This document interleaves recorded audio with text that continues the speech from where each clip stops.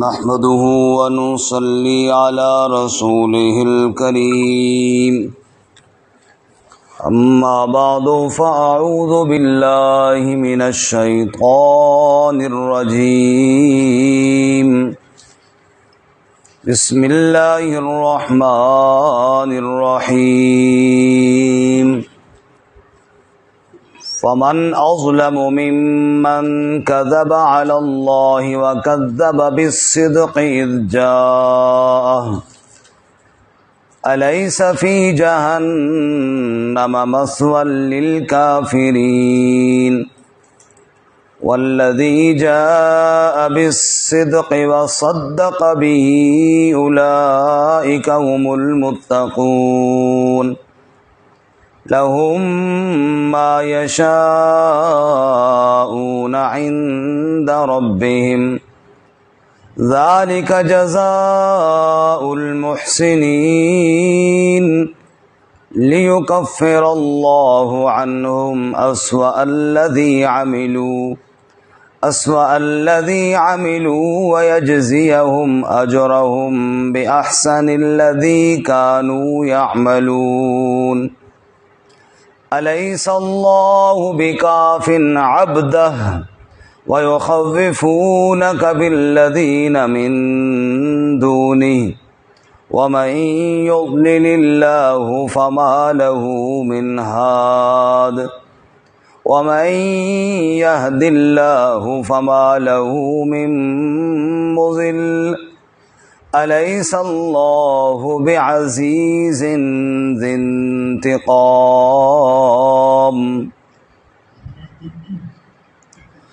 فمن اظلم پس کون بڑا ظالم ہے ممن اس شخص سے بڑھ کر کذب علی اللہ جس نے جھوٹ بولا اللہ پر وَكَذَّبَ بِالصِّدْقِ إِذْ جَاءَ اور جھٹلایا سچ کو جب اس کے پاس آیا أَلَيْسَ فِي جَهَنَّمَ مَثْوًى لِّلْكَافِرِينَ کیا نہیں ہے جہنم میں ٹھکانہ کافروں کے لیے وَالَّذِي جَاءَ بِالصِّدْقِ اور وہ جو لایا سچ وَصَدَّقَ بِهِ اور تصدیق کی اس کے ساتھ اولئک هم المتقون یہی لوگ تقوی والے ہیں لہم ما یشاءون عند ربہم ان کے لیے جو وہ چاہیں گے ان کے رب کے پاس ہے ذالک جزاء المحسنین یہ بدلہ ہے احسان کرنے والوں کا لیکفر اللہ عنہم تاکہ دور کر دے اللہ تعالیٰ ان سے اسوأ الذی عملوا ان کے وہ برے کام جو انہوں نے کیے ویجزیہم اجرہم اور بدلہ دے ان کو اجر ان کا بِأَحْسَنِ الَّذِي كَانُوا يَعْمَلُونَ اس سے بھی اچھا جو وہ عمل کرتے تھے أَلَيْسَ اللَّهُ بِكَافٍ عَبْدَهُ کیا نہیں اللہ تعالیٰ کافی ہونے والا اپنے بندوں کو اپنے بندے کو وَيُخَوِّفُونَكَ بِالَّذِينَ مِن دُونِهِ اور وہ ڈراتے ہیں آپ کو ان سے جو اللہ کے علاوہ ہیں وَمَن يُضْلِلِ اللَّهُ فَمَا لَهُ مِنْ هَادٍ اور جسے گمراہ کرے اللہ تعالیٰ پس نہیں اس کے لیے کوئی ہدایت دینے والا وَمَن يَهْدِ اللَّهُ اور جسے ہدایت دے اللہ تعالیٰ فَمَا لَهُ مِن مُضِلٍّ پس اس کو کوئی گمراہ کرنے والا نہیں ہے أَلَيْسَ اللَّهُ بِعَزِيزٍ ذِي انتقام کیا نہیں اللہ تعالیٰ غالب انتقام لینے والا سبحان ربک رب العزت عما یصفون وسلام علی المرسلین والحمد للہ رب العالمین اللهم صل على محمد وعلى آل محمد كما صليت على إبراهيم وعلى آل إبراهيم إنك حميد مجيد اللهم بارك على محمد وعلى آل محمد كما باركت على إبراهيم وعلى آل إبراهيم إنك حميد مجيد۔ معزز سامعین، سورۃ الزمر کا چوتھا رکوع آیت نمبر 32 سے لے کر 37 تک تلاوت کی ہیں۔ اللہ رب العزت ان کی مطابق صحیح بیان کی توفیق عطا فرمائے اور ہمیں قرآن و سنت پر عمل کرنے کی توفیق عطا فرمائے۔ آگے آ جائیں نا۔ گزشتہ سبق میں ہم نے پڑھا کہ قرآن مجید میں اللہ تعالیٰ نے لوگوں کے سمجھانے کے لیے مختلف قسم کی مثالیں بیان کی ہیں اور مثالیں دے دے کر بات سمجھائی ہے تاکہ لوگوں کو بات سمجھ میں آ جائے۔ پھر ایک مثال کل کے سبق میں بھی ہم نے پڑھی کہ ایک وہ شخص ہے جس کے کئی مختلف مالک ہیں جنہوں نے مل کر کے اس کو خریدا ہوا ہے اور وہ ہی بڑے بد مزاج اور آپس میں جھگڑالو، اور ایک وہ شخص ہے جس نے صرف ایک ہی مالک کو راضی کرنا ہے۔ یقیناً جس نے ایک کو راضی کرنا ہے وہ بڑی سہولت میں ہے بنسبت ان کے کہ جس کے کئی مالک ہیں۔ ایسے ہی جس نے ایک اللہ کی عبادت کرنی ہے وہ کتنے سکھ میں ہے کہ جو چاہو ایک رب ہی سے مانگو، اور جو کبھی ادھر اور کبھی ادھر وہ کتنی دقت اور مشقت میں ہے۔ آج کے سبق میں اللہ تعالیٰ فرماتے ہیں لوگو اللہ کی آیات سچ ہیں، ان پر یقین رکھو۔ اس سے بڑا ظالم کوئی نہیں جو اللہ پر جھوٹ بولے یا اللہ کی آیتوں کو جھٹلائے یا اللہ کے سچے نبی کا انکار کرے۔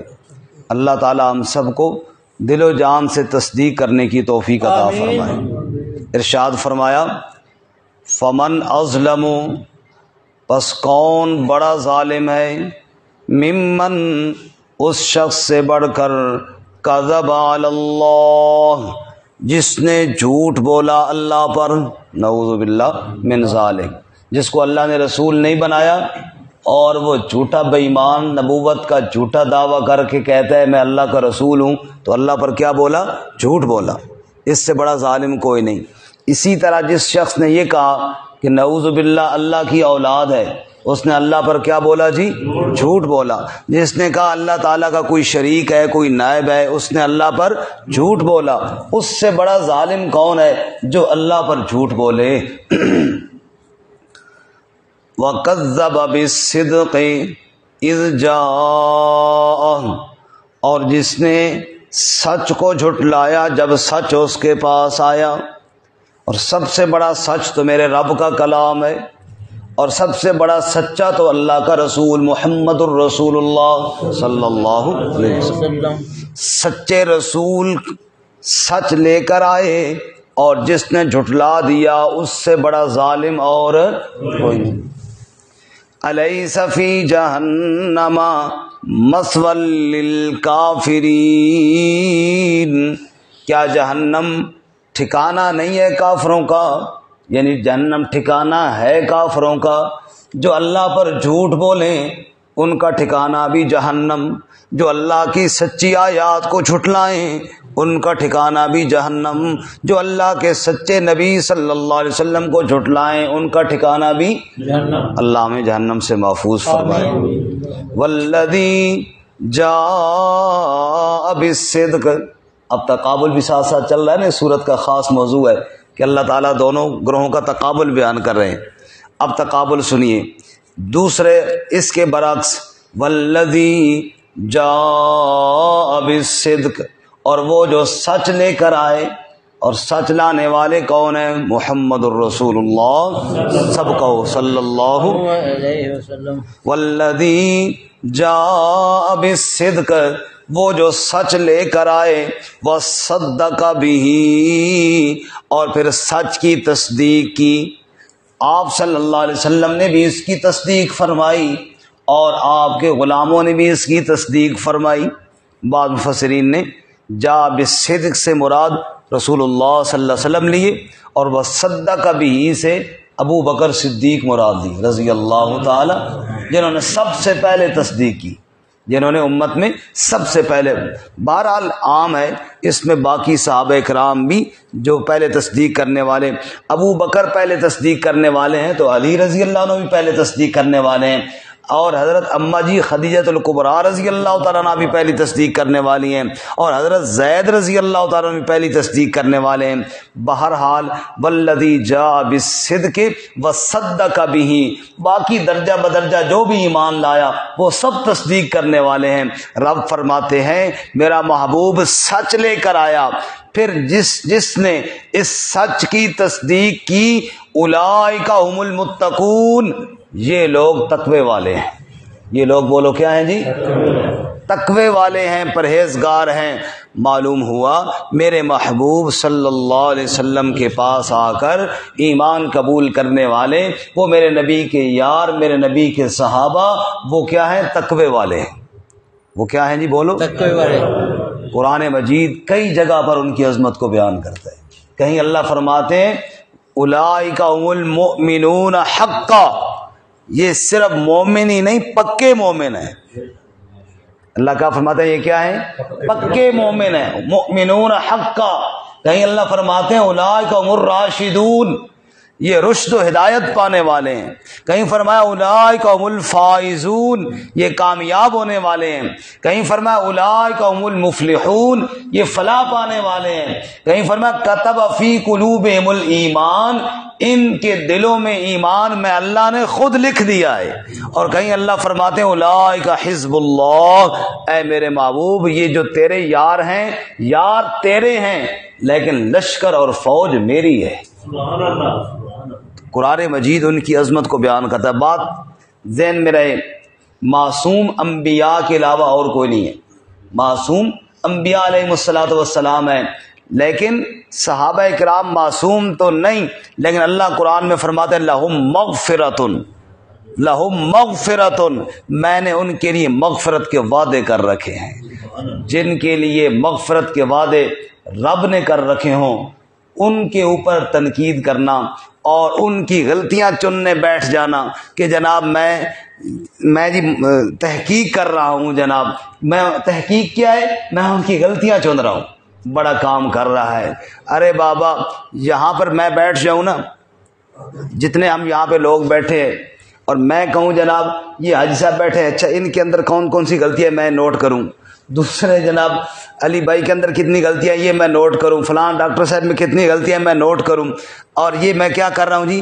بڑی خدمت کر رہا ہوں، میں ان کی تحقیق کر رہا ہوں جی کہ فلانا کے اندر کتنی غلطیاں ہیں۔ بتاؤ آپ میں سے کوئی بندہ مجھے کہے گا کہ اچھا کام کر رہا ہے؟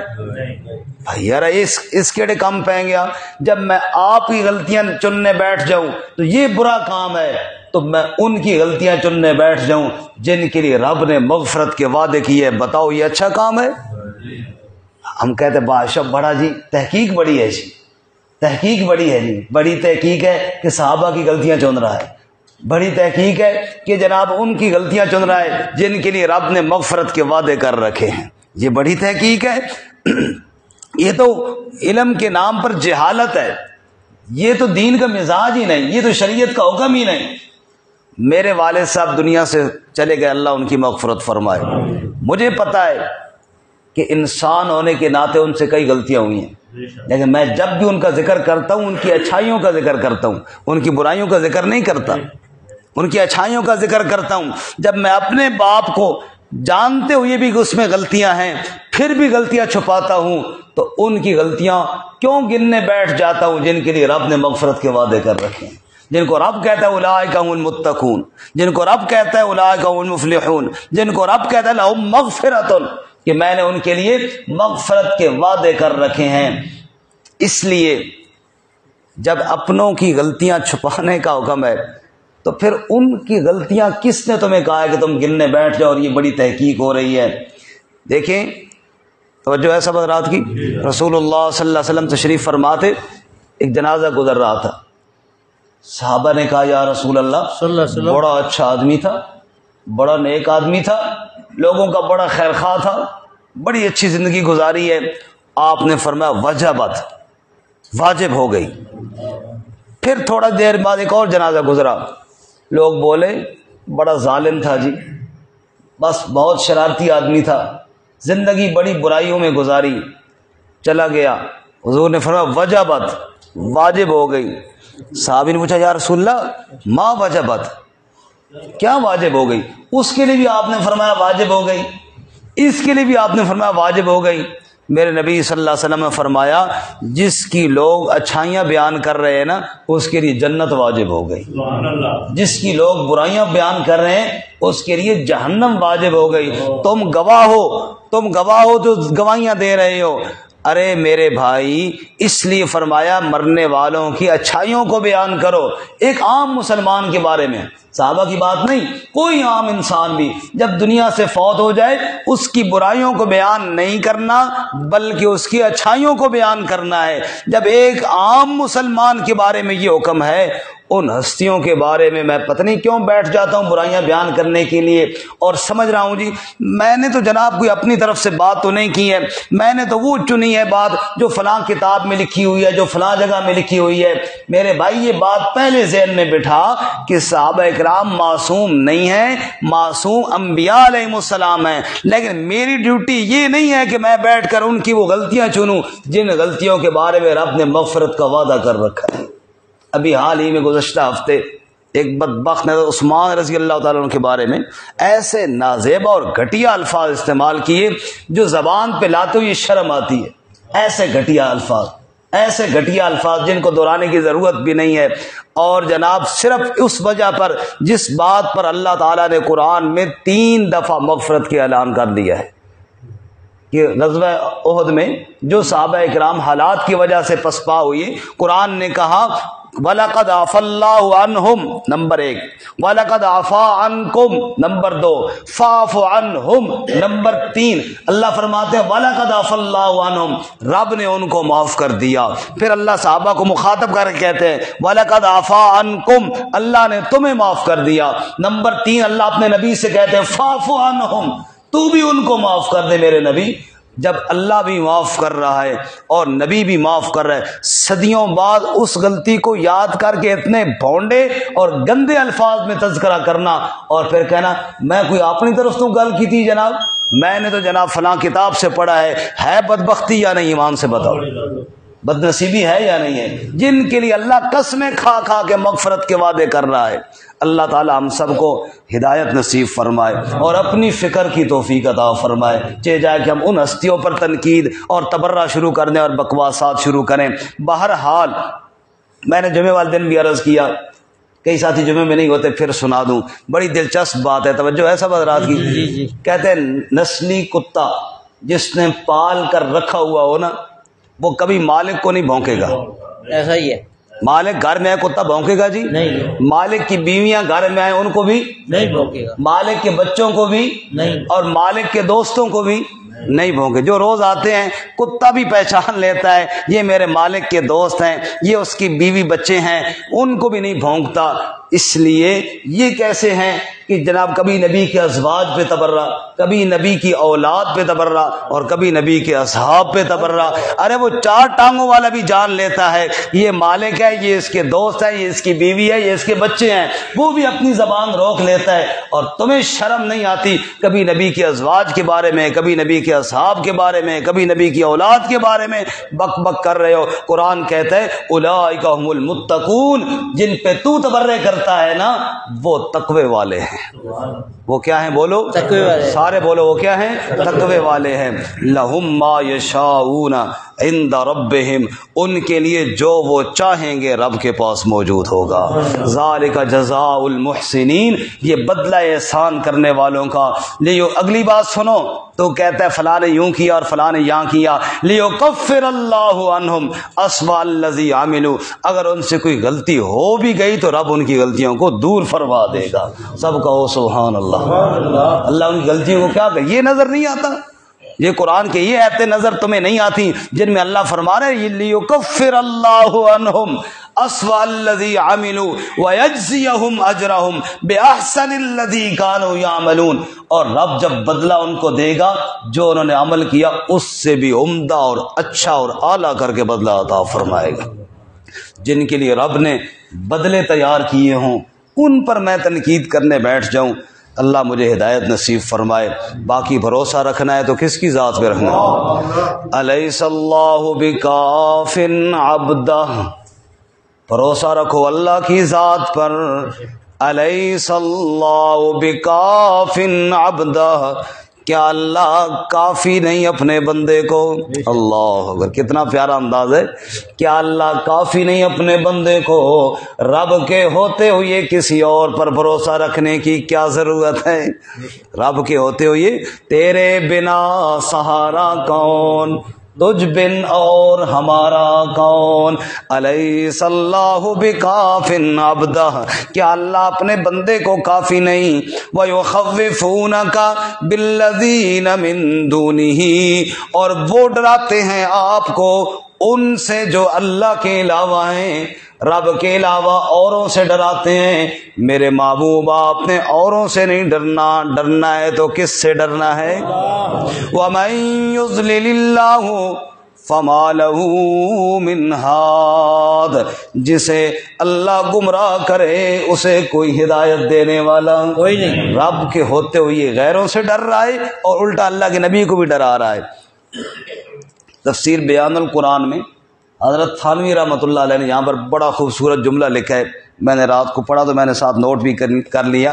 حضرت تھانوی رحمۃ اللہ علیہ یہاں پر فرماتے ہیں، توجہ ہے سب کی، فرماتے ہیں اللہ صفت ناصریت میں کامل، اللہ صفت ناصریت میں کامل، یعنی اللہ مدد کرنے میں، اللہ صفت ناصریت میں کامل اور عبد خاص منصوریت کے قابل، عبد خاص محمد الرسول اللہ صلی اللہ علیہ وسلم، یہ مدد کے قابل، یعنی اللہ ان کی مدد کرے، منصوریت یہ اس قابل، اور معبودان باطلہ قدرت و نصرت سے عاطل، وہ معطل ہے، وہ اس قابل ہی نہیں ہے۔